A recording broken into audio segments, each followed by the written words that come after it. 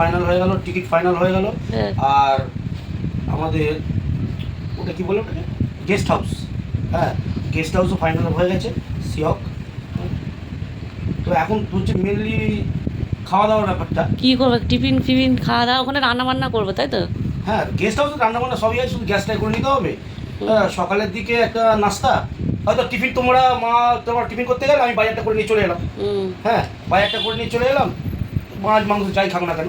আর Jerry কি করবে, Jerry যাবে নাকি? না না, যেই থাক। এই সৈকত, সকালের দিকে টিফিনটা কি হবে? কলা, ডিম কলা, পাউরুটি, একটা মিষ্টি, পাউরুটি, পিসকাটা পাউরুটি বড় বড় প্যাকেট নিয়ে নেবে। বড় ব্রেড। নিয়ে সেকে চিনি দিয়ে হালকা করে সেকে নেবে, ওটা হয়ে গেল। কাঁচা ডিম নিয়ে নেবে, ফুটিয়ে সেদ্ধ করে নেবে। আর পাকা কলা কটা হিসাব করে মাথা পিছু একটা ডিম তো নিয়ে নেবে, যেমন খাবে। তাহলে সকালের টিফিনটা হয়ে গেল। হয়ে গেল। প্রথম যেদিন ভাবছো সেদিন সেদিনকে বাইরে খেয়ে দিয়ে যেত। সেদিন তো এমনি খাবারটা খেতে খেতে যেতে যেতে তোমার খাওয়ার টাইম হয়ে যাবে। ঠিক আছে।